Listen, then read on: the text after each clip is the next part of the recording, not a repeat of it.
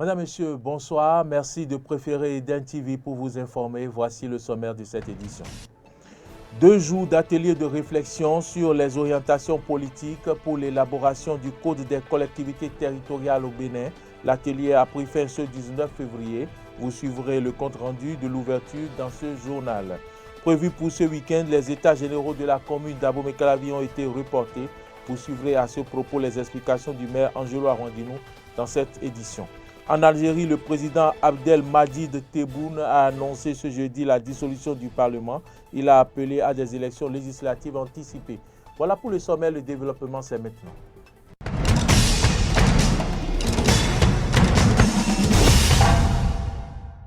Bienvenue à toutes et à tous. Démarrons cette édition par la cérémonie d'ouverture de la table ronde des médias ce matin à Cotonou. Une rencontre organisée par le Conseil national du patronat de la presse et de l'audiovisuel CNPA Bénin qui a pour objectif la suivi de la presse béninoise. Les détails de l'ouverture de cette assise avec Carole Laye et Romaric Devauchy. Presse béninoise, état des lieux et perspectives. C'est autour de ce thème que les patrons de presse béninois se retrouvent pour une fois encore essayer de trouver des résolutions aux nombreux goulots d'étranglement qui minent l'essor des médias au Bénin.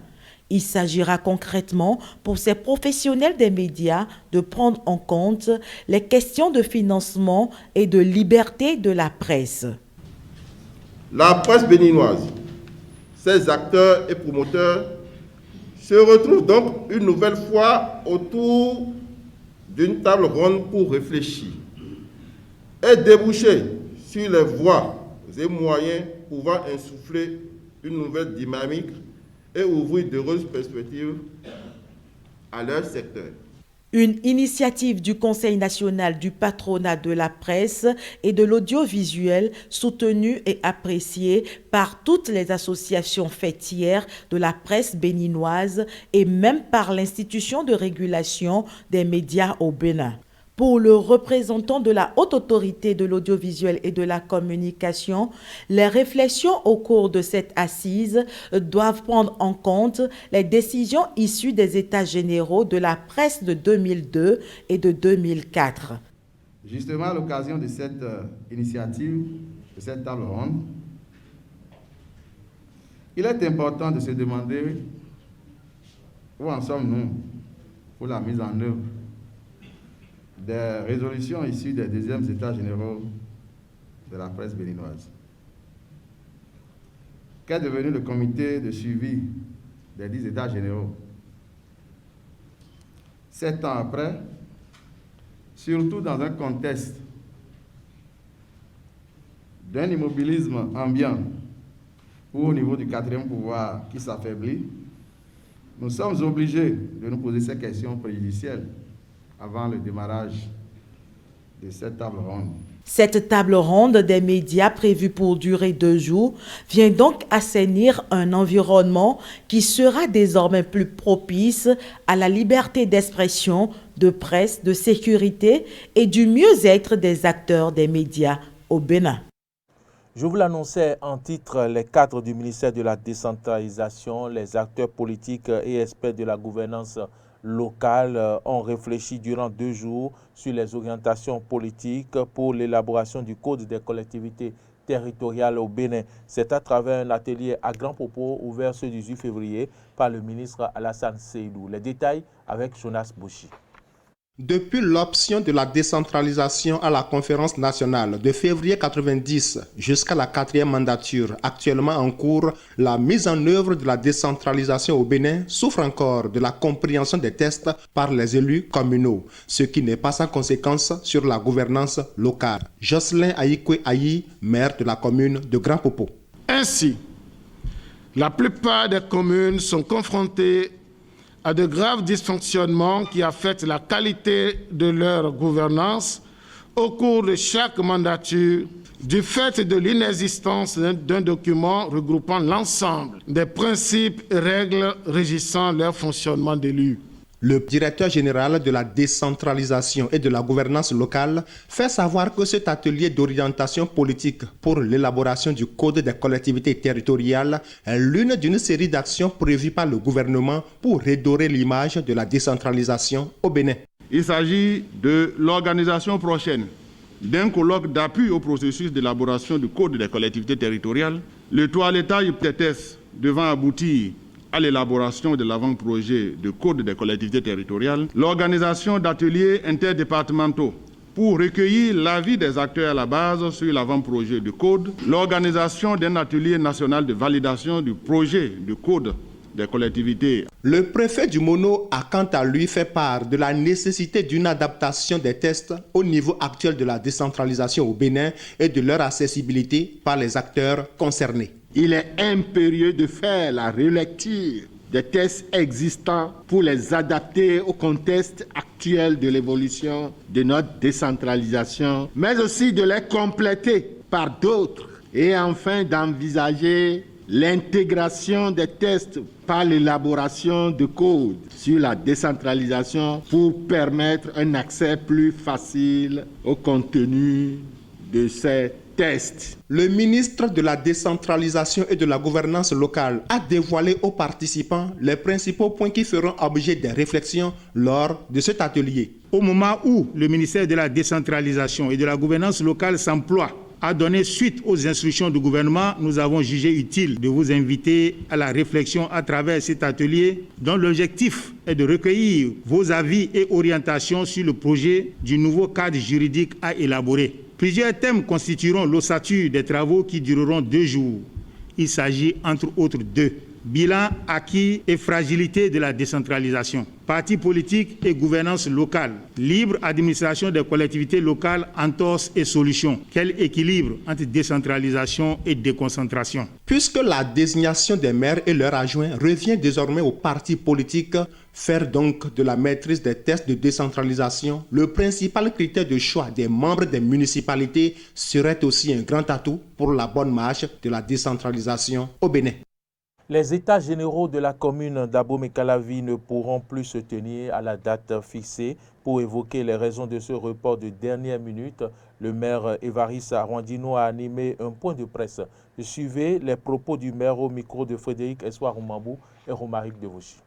Depuis le 17 octobre 2020, vous avez répondu à l'appel de la commune d'Abomey-Calavi par rapport à l'organisation des États généraux.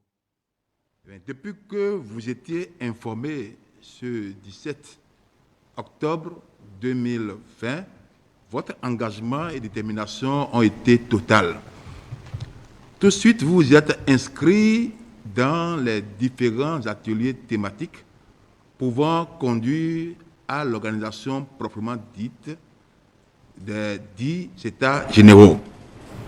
C'est le lieu pour nous, autorités communales, de vous dire un sincère merci pour votre détermination et votre engagement.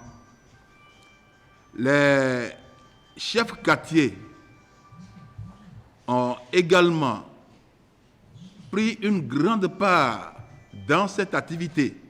Les forats ont été organisés au niveau de tous les quartiers et villages de la commune d'Abomey-Calavi. Les décisions issues de ces différents forats, centralisées au niveau des arrondissements, sont parvenues également à la mairie. Nous avons noté un engouement et une détermination au niveau de tous nos élus locaux parce que vous avez un goût pour le développement participatif. Les États généraux ont été effectivement lancés pour se tenir les 19 et 20 février 2021. Mais vous constatez avec nous que les dernières sorties du ministre de la Santé ont révélé la recrudescence de la pandémie de la COVID-19.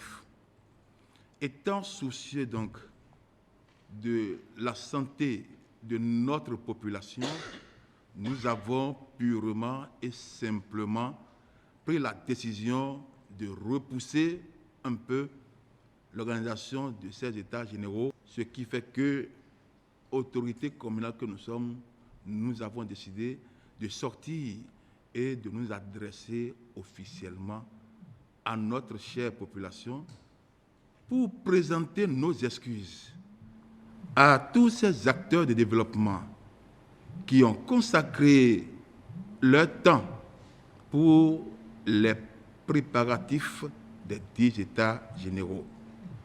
Nous présentons nos excuses pour tous ces cadres qui ont déjà pris des dispositions pour participer activement à ces États généraux.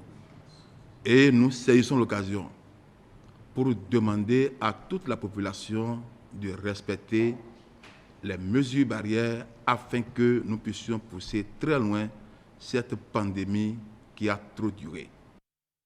Dans le cadre de l'organisation et la tenue de la présidentielle du 11 avril, les candidats et leurs colistiers ont effectué la visite médicale ce jeudi 18 février à la Cour constitutionnelle. Une dizaine de minutes aurait suffi à chaque candidat pour se conformer aux prescriptions médicales. À la fin, le chef de l'État, Patrice Talon, candidat à sa propre succession, s'est confié à la presse en ces termes. Suivez. Il faut se soumettre à ces examens qui doivent conclure à notre attitude à la fonction. En tout cas, nous avons subi les examens qui nous ont imposés. Je vais bien, sauf ce qui sera découvert et qui compromettrait mes ambitions à servir davantage. Si vous m'invitez à une fête, je viendrai et puis on ferait un concours de salsa ou bien de rock ou quoi, ou de bebop, dites-moi. Le 11 avril, au soir Bon, soit sûrement le 12, non? Si on gagne au premier tour. Donc vous me devez une fête alors.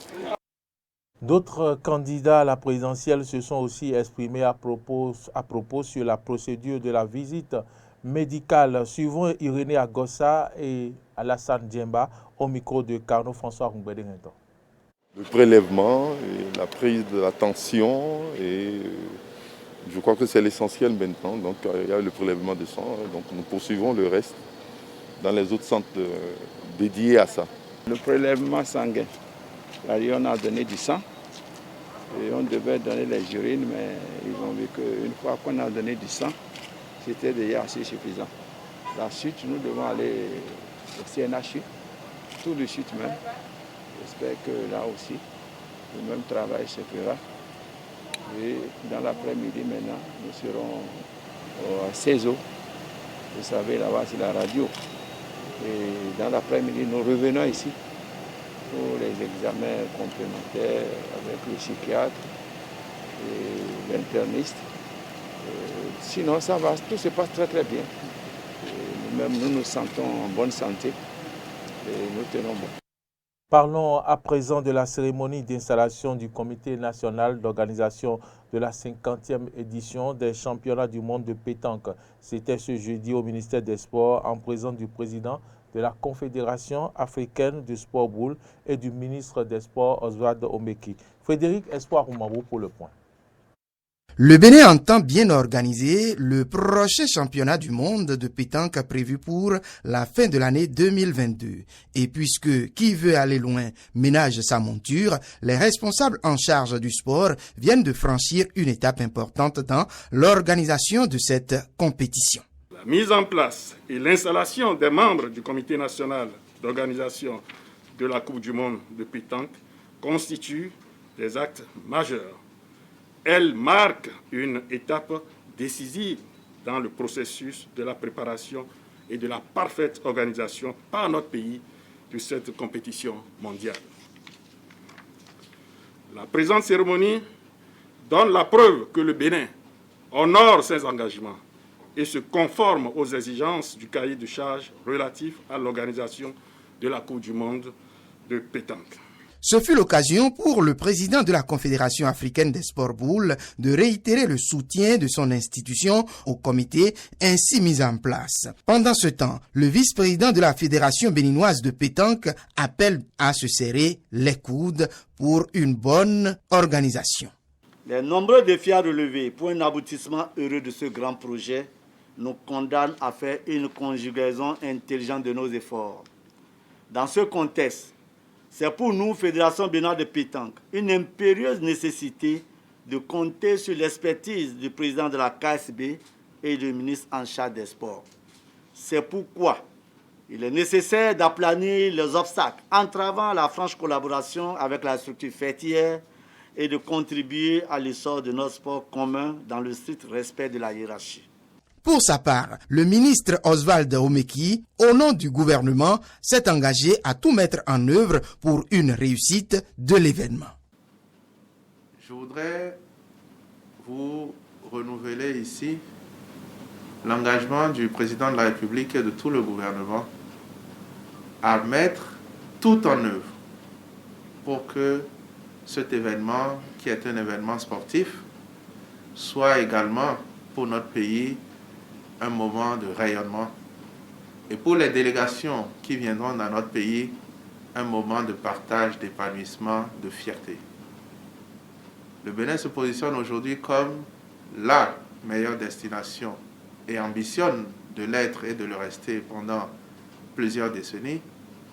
Et donc, tout ce que nous allons faire dans le cadre des préparatifs de cette compétition, pendant le déroulement de la compétition et même après le départ des délégations, devra se faire en gardant à l'esprit que les différentes délégations doivent se sentir ici comme à la maison. Le Bénin, très attendu pour ses exploits dans le domaine, se doit d'avoir une équipe compétitive qui puisse marquer ce mondial de pétanque. En interactualité en Algérie, le président Abdelmadjid Tebboune a annoncé ce jeudi la dissolution du Parlement. Il a appelé à des élections législatives anticipées. Le président a également annoncé la libération de plusieurs dizaines de militants de l'Irak, un mouvement de contestation annoncé il y a bientôt 2 ans. Son discours à la nation était très attendu. De retour d'Allemagne il y a plusieurs jours, après avoir été soigné pour des complications post-Covid pendant plusieurs semaines, Abdelmadjid Tebboune multiplie les annonces pour calmer la fronde politique et sociale qui couve dans le pays. J'ai décidé d'un remaniement ministériel dans les 48 heures.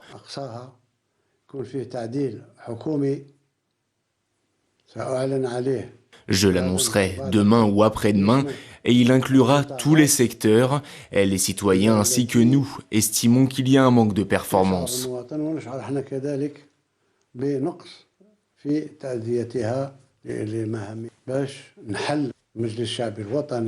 J'ai décidé de dissoudre l'Assemblée nationale populaire pour appeler à des élections qui soient affranchies de l'argent, qu'ils viennent de la corruption ou non, et d'ouvrir les portes à la jeunesse.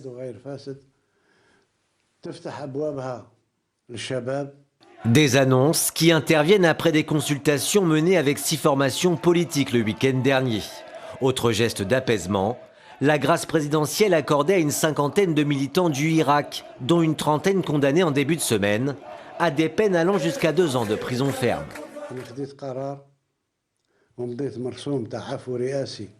J'ai décidé d'accorder la grâce présidentielle à une 30aine de personnes environ,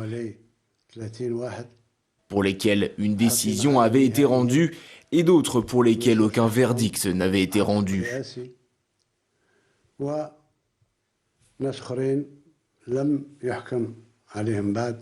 Entre 55 et 60 personnes rejoindront à partir de ce soir ou demain leur famille.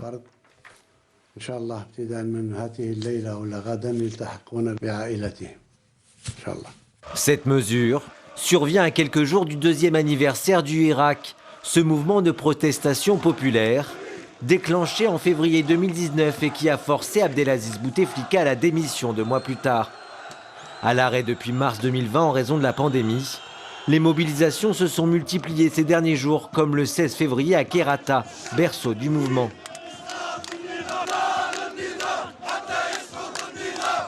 Enfin, dernière annonce du président algérien, la production du vaccin russe Sputnik V contre le Covid-19 d'ici 6 mois, avec pour objectif de faire vacciner 20 millions d'Algériens, soit la moitié de la population du pays, d'ici la fin de l'année.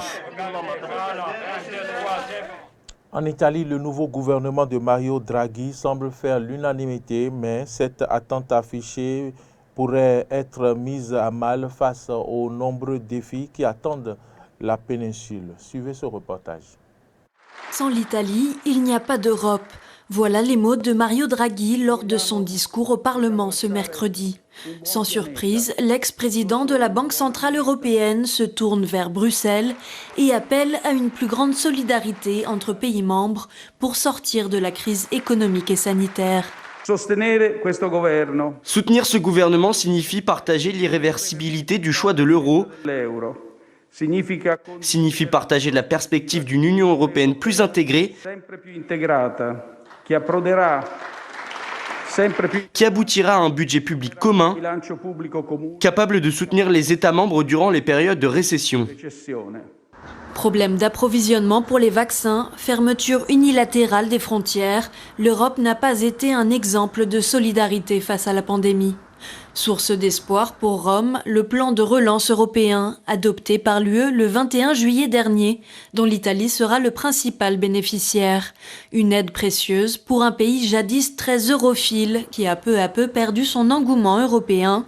Membre fondateur de la CECA, signataire du traité de Rome constituant la communauté économique européenne de 1957, l'Italie est historiquement très liée à l'Union européenne.